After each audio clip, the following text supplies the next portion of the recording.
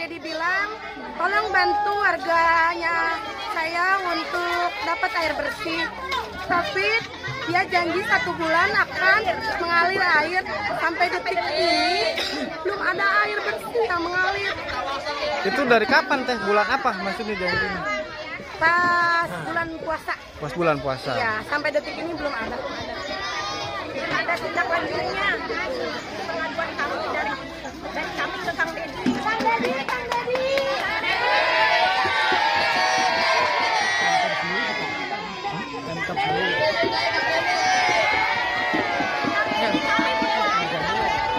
Di Pak Mendagri itu kemarin menyampaikan bahwa jumlah kemiskinan pasti yang paling besar di Pulau Jawa karena penduduknya banyak gitu loh. Jadi kalau persentase misalnya gini loh, kemiskinan 3%, di Sumatera Barat penduduknya 2 juta. Tapi kalau 3% di Jawa Barat, berarti 3% dari 5 juta. 50 juta kan beda. Jadi persentasenya paling tinggi. Nah untuk itu ya kita ini salah satu untuk menyelesaikan problem kemiskinan. Ini salah satu cara untuk menyelesaikan problem kemiskinan. Selain itu Pak, cara efektif lainnya? Kemiskinan ini loh, saya kan ya, saya melarang studi tur itu bagian untuk menyelesaikan problem kemiskinan. Saya melarang perpisahan dengan biaya mahal, saya menyelesaikan problem kemiskinan. Saya meralang wisuda-wisudaan, itu bagian dari menyelesaikan problem kemiskinan. Karena kemiskinan itu bukan hanya orang mengalami rendahnya pendapatan. Kemiskinan terjadi karena besarnya beban pengeluaran. Maka strategi saya adalah ditekan pengeluaran rakyat sehingga pendapatannya menjadi cukup untuk kehidupan. Itu tugas negara. Bebaskan dari pengobatan, bebaskan dari pendidikan, kemudian bebaskan masyarakat dari berbagai pungutan, kemudian berikan ruang pekerjaan yang luas, kemudian juga atur kelahirannya secara baik sehingga anak keluarganya ya minimal maksimalnya 3. Ini adalah strategi. Nah, ini strategi ini harus dilihat dari konsep cara berpikir saya. Saya berpikir tuh dari dulu ketika nyusun belanja negara, belanja daerah, itu tidak pernah berpikir dulu pendapatan daerah. Saya berpikir pengeluaran daerah dulu.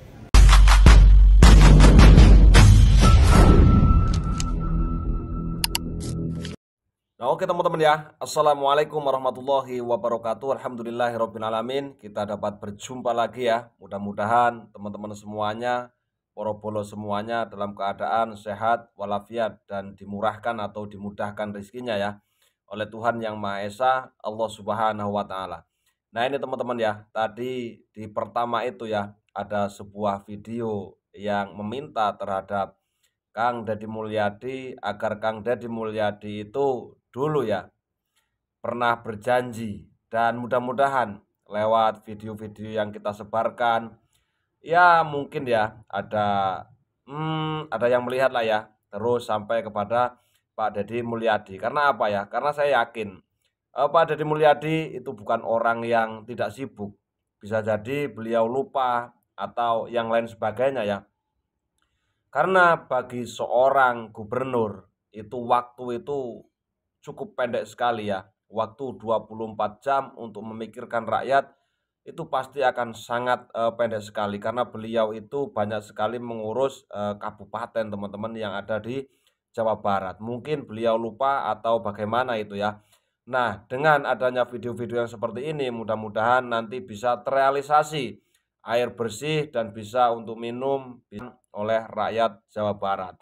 Nah, oke teman-teman ya, banyak video-video yang akan kita share tentang Bapak Deddy Mulyadi, komentar-komentar dari orang Jawa Barat tentang kepemimpinan Bapak Gubernur Deddy Mulyadi. Oke teman-teman ya, langsung saja kita simak videonya bersama-sama. Mana sih Deddy Mulyadi?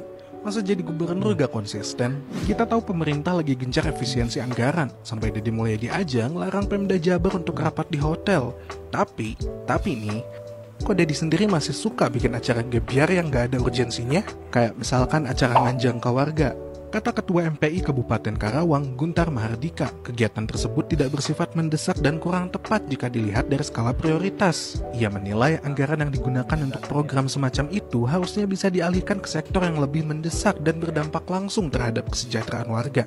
Atau gini deh, kemarin kan bikin aturan kalau siswa berangkat ke sekolah itu harus jalan kaki. Emang pembangunan trotoar di Jabar udah merata? Jadi pan ku bapak tekengingnya nak motornya tinggal itu abdi terus mapas, cuman Dia di Kabupaten Subang teh kumaha trotoarna, Pak. Kadang yang viral itu terlalu menyilaukan sampai kita dibutakan dengan apa yang sebenarnya terjadi. Kalau udah viral berarti hebat, bagus gitu. Padahal belum tentu. Oh gini Pak Sef, saya nemuin sebahagian ayat firman Allahnya begini, wallahu mukhrijun ma kuntum taktumun. Artinya apapun yang kalian sembunyikan cepat atau lambat akan muncul ke permukaan. Nah tadi masalah hibah A, B, dan C keungkap. Bukan KDM-nya, tapi Allah akan membuktikan ayat itu dengan cara Allah ngutus KDM untuk menjadi gubernur Jawa Barat dengan jujurnya, dengan amanahnya, dengan transparansinya, dengan cerdasnya, baik cerdas akal maupun cerdas tindakan. Maka dengan konsep seperti itu, hal-hal yang tadinya tertutup, hal-hal yang tadinya tersembunyi, maka muncul ke permukaan. Jadi ungkapan ngabuktikan hebatnya ayat Allahnya, gitu. Dengan jalan Allah mengutus KDM, gitu lah. Jadi bukan berarti saya fanatisme, dianggap fanatisme juga boleh, ya. Tapi menurut hemat saya, kayaknya seperti itu. Ya pokoknya mah, Bang KDM mah istimewa lah Jawa Barat. Ade lah. Jadi bahkan amang mah anu bodoh lah gitu ya. Sifat amang nu bodoh lain teu pasandana ningali gerak-gerikna KDM. Jadi seolah-olah mainana teh ayat Al-Quran anu dibuktikan lewat perilaku, nah gitu saya mah. Cukup orang bisa jadi Bang. Istimewa yang mah teh. Istimewa. Adik luar biasa. Ya mudah-mudahan Kang Dedi sehat selalu. Amin lah. Sehat selalu, panjang umurna. Doakan. Gimana rasanya kalau gubernur kamu lebih aktif bikin konten daripada seleb? Nih Kang Deddy Mulyadi alias KDM, gubernur dan juga content creator. Jadi KDM ini unik Besti. Tiap hari kontennya isinya ketemu warga, dengerin curhat, samperin pemulung, tukang beca, sampai anak-anak jalanan. Ini bukan pencitraan Besti, tapi memang KDM itu demen banget langsung turun ke lapangan. Video di kontennya sih simpel aja, nggak ada yang macem-macem. Tapi jutaan yang nonton, dalam negeri maupun di luar negeri. Karena apa ya? Karena relevan, jujur, dan menyentuh nurani. Banyak banget yang berkomentar, pemimpin yang kayak gini nih yang bikin kita percaya lagi sama politik. Yang bangga bukan cuma warga Purwakarta atau Jawa Barat, bahkan warga negara Indonesia di dalam maupun di luar negeri. Semenjak KDM menjabat, banyak banget gebrakan-gebrakannya. Kamu mau nambahin nggak gebrakannya apa lagi? Nah, kalau banyak pejabat yang bikin konten dengan ngasih harapan kayak gini, bisa jadi sosial media kita bakal lebih... Ini kalau kalian masih ada yang percaya dan masih ada yang mau ngasih panggung ke katanya profesor paling cerdas, profesor anti kedunguan, profesor ahli filsafat, dan profesor yang paling masuk akal omongannya, gue nggak tahu lagi Indonesia bakal jadi apa ke depannya. Udah jelas-jelas Bapak KDM itu, Kang Deddy Mulyadi, itu bergerak benar-benar langsung turun ke masyarakat, tidak hanya berteori. Kita tanya deh ke Profesor Dungu itu, lu udah buat apa buat negeri ini? Hah? Lu pikir dengan omong-omong, dengan ilmu filsafat lu itu tuh bisa merubah Indonesia menjadi lebih baik? Enggak. Lu lihat Bapak Kang Deddy Mulyadi, mohon maaf ya, tanpa mereka nyewa buzzer-buzzer, gue jadi buzzer alaminya, karena gue setuju dengan cara kerjanya, cara berpikirnya, cara bicaranya. Tapi sedangkan lu cuman lu bicara pakai teori filsafat doang, action gak ada. Lu mengkritik cara Bapak Deddy Mulyadi memasukkan anak-anak ke barak, sedangkan lu sendiri nggak punya anak. Gimana sih? Ngerasain nggak cara mendidik anak gimana? Ngerasain nggak sih punya anak kayak gimana? Sekarang ini masyarakat Indonesia itu matanya lagi dibuka sama orang-orang yang dulunya sering banget nyinyir-nyinyirin pemerintah. Sampai sekarang pun, yang mana nyinyirannya ini adalah nyinyiran pesanan, sebenarnya kelihatan dari dulu. Cuman sekarang lebih banyak lagi masyarakat yang sadar kalau orang-orang seperti ini adalah orang-orang yang sebenarnya pengen Indonesia itu nggak maju, pengen Indonesia itu nggak berkembang, pengennya Indonesia itu stuck aja kayak gitu, terus di bawah kendali omongannya. Jadi mereka pikir orang Indonesia ini bodoh-bodoh semua, tinggal dikasih aja teori-teori kayak gini bisa ngikut semuanya. Kayak gitu kan maksud lu ya? Indonesia sekarang ini tidak butuh orang-orang yang pandai berteori, ya, pandai mengucapkan filsafat-filsafat, pemikiran-pemikiran doang, dikeluarkan doang dari mulutnya. Sekarang Indonesia itu butuh orang yang punya pemikiran ya rasional, dikeluarkan di mulutnya terus dikerjain, action yang dibutuhkan di Indonesia itu bukan omon Bapak Profesor Dungu. Heran gue masih aja dikasih panggung, masih aja juga dipanggil profesor. Cara berpikirnya kayak gitu, nggak bijak. Orang itu makin tua, makin banyak ilmu, makin bijak harusnya, bukan bikin onar. Gitu sih kalau cari duitnya lewat pesanan politik. Di pijak plus itu mungkin bisa diberikan pelatihan akhlak Pak di barak militer untuk selama-lamanya ya.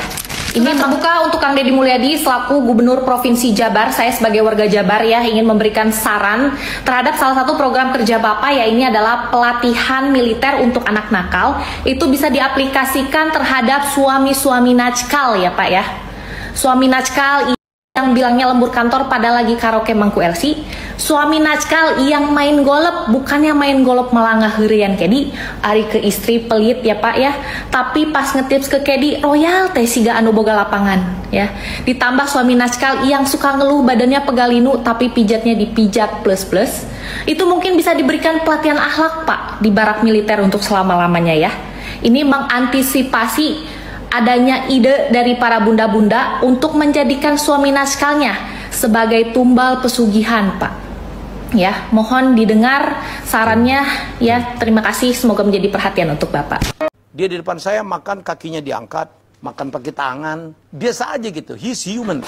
Saya sebenarnya tidak kenal ya, dalam arti tidak pernah ngobrol intens dengan seseorang yang namanya KDM, Kang Deddy Mulyadi, yang sekarang menjadi Gubernur Jawa Barat, yang dikatakan gubernur konten, gubernur paling viral. Ya, tiba-tiba di suatu malam saya masih di Norwegia, dia menelpon saya, dia bilang, Kang bantu saya. Ternyata dia akhirnya saya bertemu dengan dia untuk satu jabatan, tapi saya akan bertestimoni bagaimana pertemuan demi pertemuan saya dengan Kang Deddy Mulyadi, dan boleh dong saya share ya, biar Anda tahu. Karena banyak sekali orang yang nggak tahu ini suka bicara sesuatu yang sebenarnya tidak begitu. Saya dalam konten-konten saya bilang, kadang-kadang orang yang tidak tahu banyak itu ngomongnya lebih banyak daripada orang yang tahu banyak ya. Udah ngomongnya banyak tetapi nggak bener juga gitu. Ya karena nggak tahu banyak. Jadi kalau banyak sekali ya apa yang dilakukan oleh Kang Deddy Mulyadi, yang saya mengesankan bagi saya adalah tentang leadership. Dia mengajarkan kepada kita semua, kepada saya 2 kali saya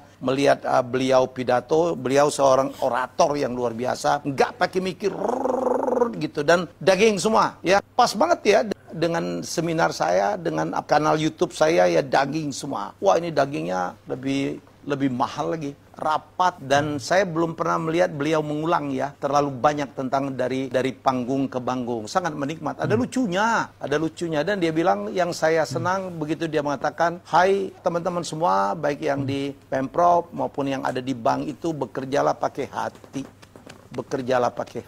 Oh, itu dia pakai banget. Dengan kita menggunakan hati itu, kita bisa kerja nggak kenal waktu, masuk minggu masuk pun masih bisa. Dengan kita bekerja dari hati itulah kita bisa bekerja jujur ya, tidak menyalahgunakan wewenang, tidak korupsi. Itu yang selalu beliau sampaikan. Karena untuk apa kita ini bekerja? Semua juga kita nanti akan menghadap yang kuasa. Bekerjalah pakai hati. Insya Allah kita akan mendapatkan kebahagiaan, mendapatkan dukungan dari keluarga, mendapatkan kepuasan dari konsumen. Saya baru mendengar dari leadership with heart. Dan itu yang Anda boleh apapun ya tentang seorang anak manusia bernama Deddy Mulyadi ini. Anda pikir dia baru sekarang begitu tuh, ya kan? Bongkar got, kemudian memerintahkan untuk membersihkan sampah, membongkar tempat-tempat wisata perizinannya, membongkar warung-warung yang tidak pada tempatnya. Anda pikir baru sekarang? Dari dulu menjadi bupati di Purwakarta. Jadi bukan sekarang aja. Jadi menurut saya, suka atau tidak suka, rakyatnya suka. Ya, kan kita baru melihat kemarin survei dari indikator Burhanuddin Muhtadi, kepuasan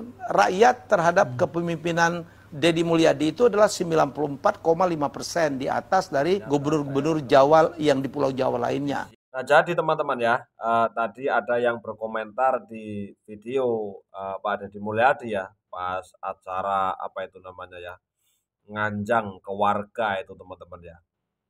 Nah, pertanyaannya, yang dipakai oleh Pak Deddy Mulyadi itu uang pribadi atau uang negara? Ya kalau seandainya itu uang negara, ya pasti tidak sesuai dengan apa yang diinginkan oleh Pak Deddy Mulyadi. Akan tetapi kalau seandainya itu yang digunakan adalah uang pribadi dari Pak Deddy Mulyadi, itu toh tidak masalah. Karena apa? Supaya adanya kedekatan antara seorang pemimpin dengan warganya. Toh begitu ya. Siapa sih yang tidak ingin? Rakyat yang tidak ingin dekat dengan pemimpinnya.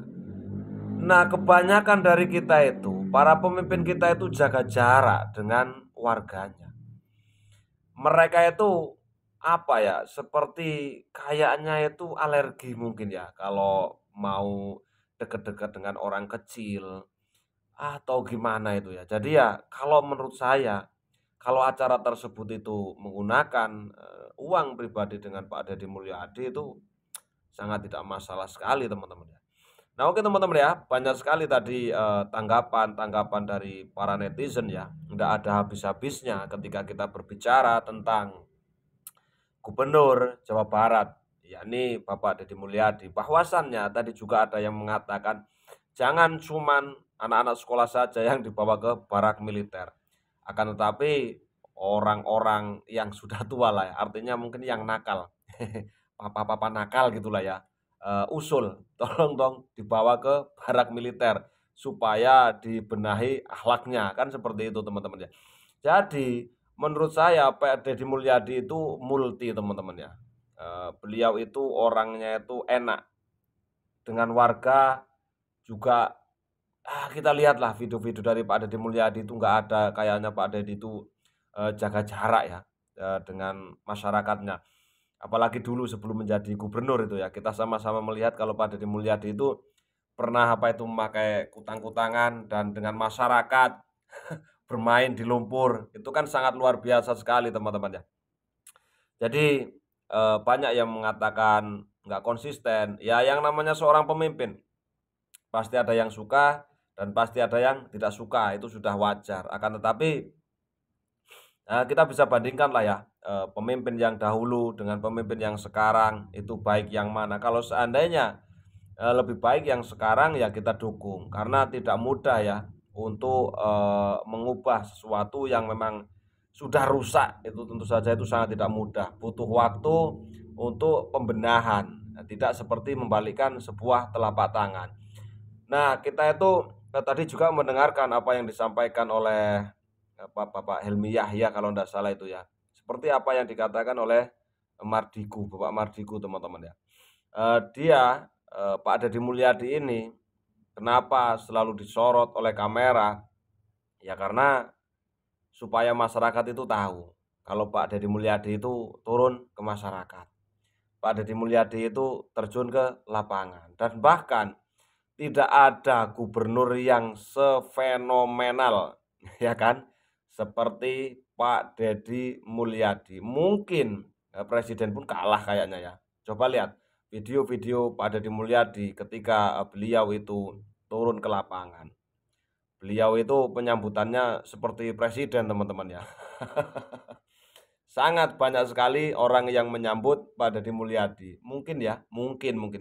Bisa jadi beliau nanti bisa nyalon ke RI 1 atau RI 2 teman-teman ya. Kita doakan aja ya, kita mempunyai seorang pemimpin-pemimpin yang baik, jujur, dan amanah untuk memajukan negara kita. Nah oke teman-teman ya, kita lanjut nonton videonya kembali.